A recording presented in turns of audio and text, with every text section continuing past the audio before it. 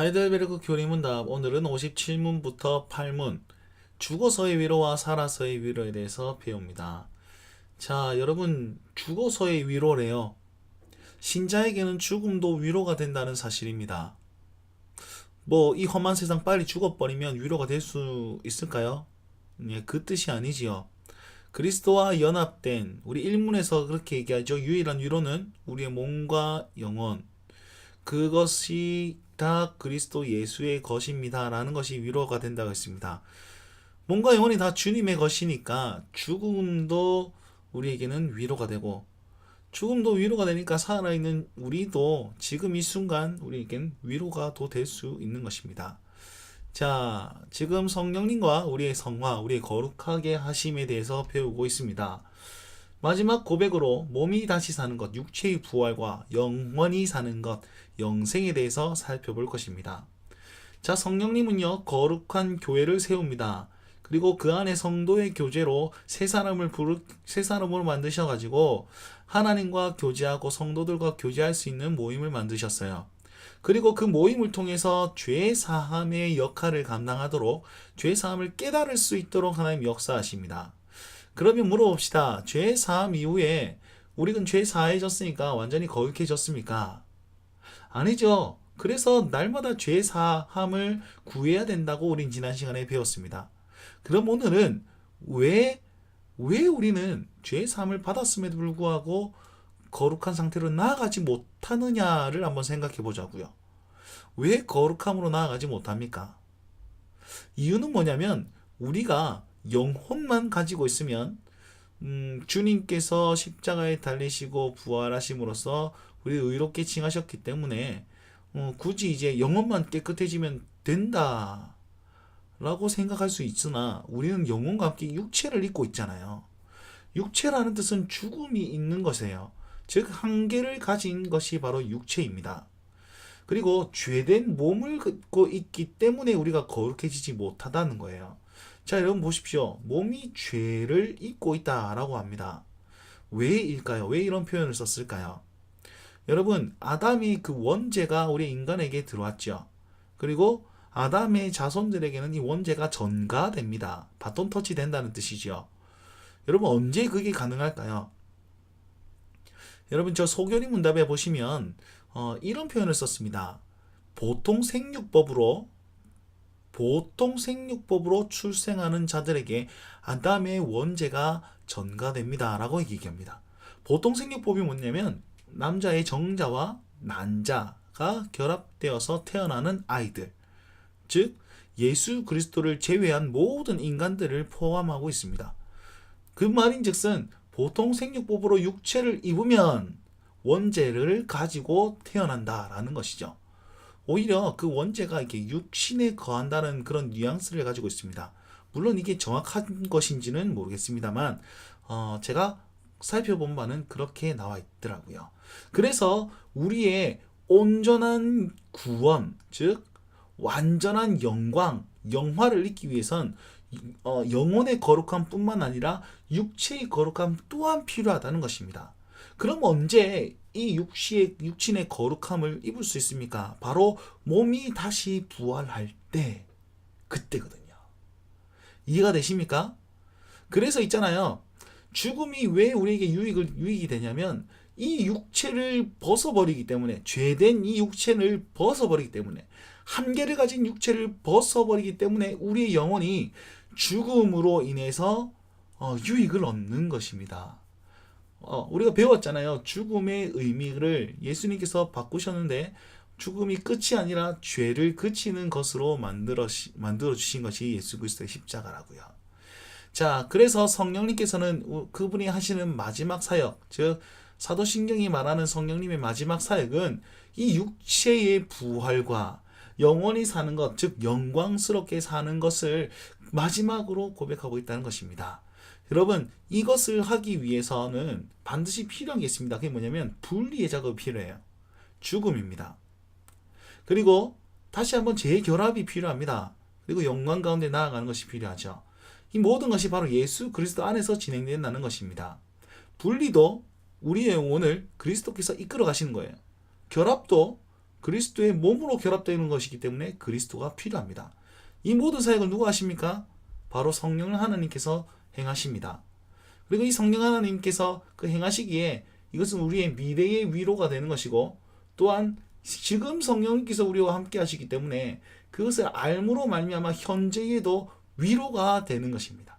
그래서 제목을 죽어서의 위로와 지금 살아서의 위로라고 얘기를 한 것입니다. 자, 우리 문답을 통해서 함께 자세히 살펴보도록 하겠습니다. 57문, 육신의 부활은 당신에게 어떤 위로를 줍니까? 자, 육신의 부활을 위해서는 사전에 이 작업이 필요하다 했습니다. 분리의 작업이죠. 신자가 있습니다. 신자가 죽습니다. 죽으면 육체는 땅에 묻힙니다. 영혼은 어떻게 됩니까? 자, 답에 보시면 이 생명이 끝나는 즉시 나의 영혼은 머리 대신 그리스도에게 올려질 것입니다. 내 영혼이 그리스도에게로 올려집니다. 그죠? 예수님과 연합되어서 영혼이 올려지는 것이에요. 자, 그렇다면 육체는 어떻게 됩니까? 계속 썩은 존재로 이 땅에 묻혀 있습니다. 이것을 성경은 뭐라고 표현하냐면 잔다라고 표현합니다. 끝났다, 망했다, 썩었다, 부패했다가 아니고 잔다야. 자는 건 뭡니까? 일어날 때가 있다는 사실을 전제하는 것이잖아요. 그래서 우리 성경학자들은 이걸 뭐냐면 중간 상태라고 표현했습니다. 성경엔 나와 있지 않습니다. 그러나 이 상태를 이렇게 표현하자라고 이제 얘기한 거죠. 중간 상태는 주님과 함께 있으나 아직 부활의 몸을 입지 않은 상태라고 얘기를 합니다. 여러분 요 내용에 보시면 썩었어요. 부패했어요. 뼈다귀밖에 없는데 주님과 함께 있다는 것이죠. 여러분 우리의 육체가 죽었음에도 불구하고 주님이 다스리고 계신다는 사실을 믿으셔야 합니다. 그래서 여러분 답에 보시면 또한 나의 이 육신도 그리스도의 능력으로 일으킴을 받을 거래요. 왜냐하면 계속 관리하고 계시기 때문에. 자, 그래서 이 중간 상태를 뭐라고 하냐면 죽음으로 주님과 함께 유익을 누리긴 합니다. 그런데 복된 상태이긴 하나 완전하진 않습니다. 왜 복된 상태이죠? 영혼이 주님과 연합되어 있으니까. 근데 왜 완전하진 않습니까? 육체가 아직 땅에 썩어져 있으니까. 다 썩었는데 이게 완전한 겁니다 라고 얘기할 수는 없잖아요. 그죠? 그렇기 때문에 우리는 결합이 필요합니다. 즉 주님 오셨을 때 육체의 부활이 반드시 필요한 게 되는 것이죠. 자, 그때가 되면 우리 몸과 영혼이 다시 한번 부활합니다. 몸이 부활하고 영혼은 다시 한번 내려와 그 육체와 결합하게 됩니다. 근데 그냥 결합되는 것이 아니고 지금 우리의 지금 이 땅에 사는 이 육신으로 결합되는 것이 아니라 정말 영광스럽고 영화로운 모습으로 변화되어서 결합하게 됩니다. 언제요? 예수님께서 이 땅에 다시 오실 그때에. 자, 교리문답 답을 보십시오. 나의 영혼과 결합되어서 그리스도의 영광스러운 몸과 같이 될 것입니다. 네, 그리스도의 몸과 같이 된대요. 영광스러운 몸이 된대요. 왜냐하면 그리스도와 결합되어 있기 때문입니다. 그리고 그와 함께 또 영원한 생명을 누릴 수 있는 존재가 이때에 된다는 것입니다. 완전히 영화로운 존재, 완전히 영광스러운 존재. 여러분 그때를 우리가 기대하며 살아야 되는 것입니다. 그리고 또한 지금 이 순간도 이 육체도 주님이 다스리시고 계신다는 사실 꼭 기억하십시오. 58문입니다. 그렇다면 영원한 생명은 당신에게 어떠한 위로를 줍니까? 자, 영원한 생명은 언제 됩니까? 육체의 부활의 때에 됩니다. 자, 근데 있잖아요. 여러분 잘 보세요. 부활이라고 봅시다. 여러분 부활에 집중하면 우리가 착각하는 게 있습니다. 그게 뭐냐면 영원한 생명이죠. 부활과 영원한 생명 같은 말입니까? 다른 말입니까? 이게 엄연히 조금 다릅니다. 왜냐하면 부활을 했으나 영생이 없는 부활도 있습니다. 나사로가 그렇죠. 예수님께서는 나사로야 나오라 해서 무덤에서 썩은 존재인데 나왔잖아요. 부활했잖아요. 근데 나사로 영원히 살았습니까? 아니거든요. 또 죽었거든요. 그 우리 사도 바울이 설교를 너무 재미없게 해가지고 그 3층에서 한 청년이 꼬북북 절다가 3층에서 떨어져 죽잖아요. 바울이 이제 그 분을 다시 살렸는데 영원히 살았습니까? 그 청년이? 아니에요. 또 죽었단 말이에요. 영생이 없는 부활이 있습니다. 그래서 부활로 끝나는 게 아니고 영원한 생명이 있는 부활을 여러분 염두에 두셔야 되는 겁니다. 그렇다면 영생은 무엇입니까? 영생은요, 요한복음 17장 3절에 이렇게 표현하고 있습니다. 영생은 곧 유일하신 참 하나님과 그를 보내신 자 예수 그리스도를 아는 것이 영생이래요. 자, 영생은요, 영원히 사는 것, 뭐 이게 아니고, 물론 영원히 사는 것을 포함하고는 있지만, 하나님과 구원자이신 예수 그리스도를 아는 그것이 영생이랍니다. 지금 여러분 영생을 누리고 있습니까? 없습니까? 그죠? 우리는 그 하나님과 그리스도를 알고 있다면 지금 우리는 영생을 누리고 있는 것입니다. 즉 주님과의 영원한 관계 가운데 누리는 교제, 이게 완전한 영생이라는 거예요. 그리고 지금 우리가 누리고 있고 그리고 장차 그때에 완전하게 누리게 될 것입니다. 자, 보시면 내가 답을 보십시오. 내가 이미 지금 영원한 즐거움을 마음으로 누리기 시작한 것처럼 살아서의 위로죠. 이 생명이 끝나면 눈으로 보지 못하고 귀로 듣지 못하고 사람의 마음으로 생각하지 못한 영혼 완전한 복락을 얻어 하나님을 영원히 찬양할 것입니다. 자, 하나님을 알므로 말미암아 그분과 교제함으로 인하여 우리는 영원히 찬양할 것이래요. 영원히 찬송한답니다.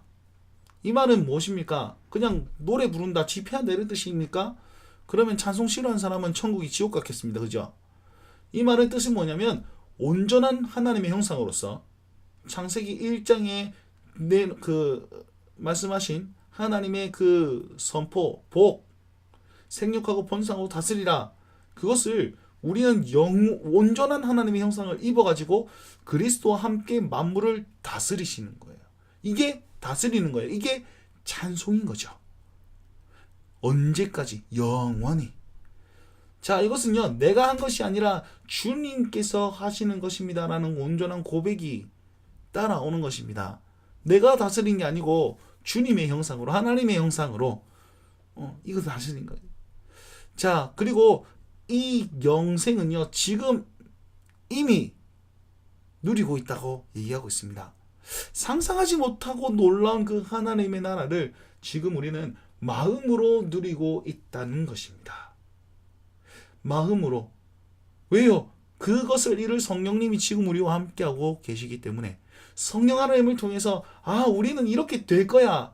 그러니까 지금 그것을 기뻐하고 즐거워하며 그리고 지금 그것을 위해서 연습하며 이 땅을 살아가는 거예요. 왜요? 이미 유일하신 하나님과 예수 그리스도를 알고 있잖아요. 그죠? 그분과 함께 교제하고 있잖아요. 그분을 통해서 살아가고 있잖아요. 그래서 영원하진 않지만 우리는 이 땅에서 지금 이미 누리고 있다는 사실을 기억하십시오. 살아서의 위로라는 것입니다. 그리고 우리가 죽고 그분 다시 오실 때 진짜 완전한 우리가 상상 못할 그런 영광을 누릴 겁니다. 이게 제가 뭐 어떻게 말로 다 표현을 못 하겠는데 그 어마어마한 그 상급이 축복이 혹은 뭐 영광스러운 영화로움 이거밖에 뭐 말을 표현할 게 없네. 그것을 누릴 것이란 말이죠. 그 기대감으로 오늘 하루를 사셔야 하는 것입니다. 자, 그래서 영생은 삼위 하나님을 알고 교제하는 것입니다. 삼위 하나님에 대한 말씀을 들을 때 그분을 찬양할 때 기쁘고 즐거운 것이 지금 이 땅에서 누리는 영생인 거예요. 예배가 영생의 시작입니다. 그렇기 때문에 여러분 이것을 누리고 또한 언젠가 이룰 육체의 부활과 영생을 사모하면서 종말론적인 삶을 사실 때에 우리는 그것을 통해서 이 땅에 소망을 가지고 살 수 있는 자가 됩니다. 그 유익을 누리시는 여러분 되셨으면 좋겠습니다. 자, 생각해 볼 질문으로 복습을 하면서 이 진리를 마음속에 새깁시다. 중간 상태 무엇입니까? 중간 상태와 부활의 때의 차이점은 무엇입니까? 두 번째, 예수님 재림하실 때 우리는 부활합니다. 우리 육체는 어떻게 되죠? 세 번째, 영생이란 무엇입니까? 네 번째, 지금 이미 누리고 있는 것이 무슨 뜻이죠? 그리고 어떻게 지금 이 현재의 위로가 되는지 자기의 입술로 한번 설명해 보십시오. 이것이 바로 신앙 고백이 될 것입니다. 자, 여기까지 우리 육체의 부활과 영생에 대해서 배웠습니다.